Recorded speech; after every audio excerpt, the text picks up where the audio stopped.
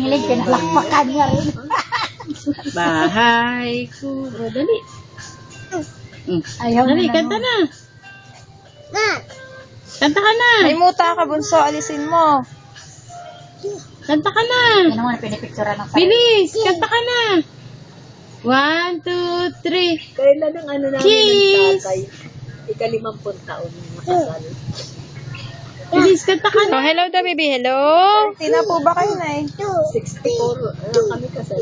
2, 3, 2, 3. Naka-16 na din, naka-golden na kayo pala. 64. Hindi pa po. Di pa.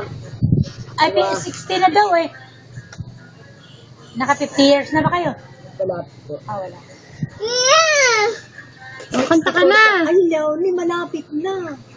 64, 2004. Papakasal po ba kayo ulit, Nay? 2000, ano na, 2014. Ano? Opo. Isang taon. Abay ka, baby. Sa April. Naku, sali na rin itong mga kuya. Mag-ano kayo, garden wedding. Ano, Hiling? Mag-garden wedding. Aba, bihira na maabot ng Ba, ganun. madbira na nga ang maabot sa ganun. Napagtiisan mo ang Kami, marami 35 years problema sa lang, loob na wala 50 na. taon. Ibig sabihin po ba, mas matanda sa inyo ang Ate Amparo? Oo naman. Kasi naka-attend na ako ng 50th wedding nila 3 years ago pa po. Matanda sa akin si Pam. Malakang tanda sa akin. 4 na taon wari kung tanda niya sa akin. 3 years ago na yun eh. Nag-50th wedding sila. Dalagan-dalaga na yun. Ako'y kami dalagita pala ang nilandan. Ang bahay nila sa tabi ng sapanon. Doon kami naglalabay. Sa taas po.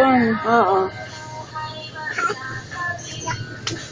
Ang mga anak niya, lahat nasa abroad. God bless. Nakabait naman.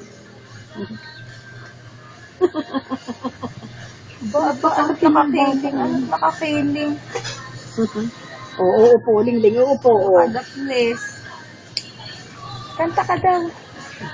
Sing ka daw, baby. Kanta ka daw, mahal.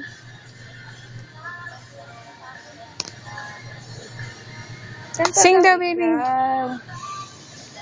Wala na. Lobat si Lynette.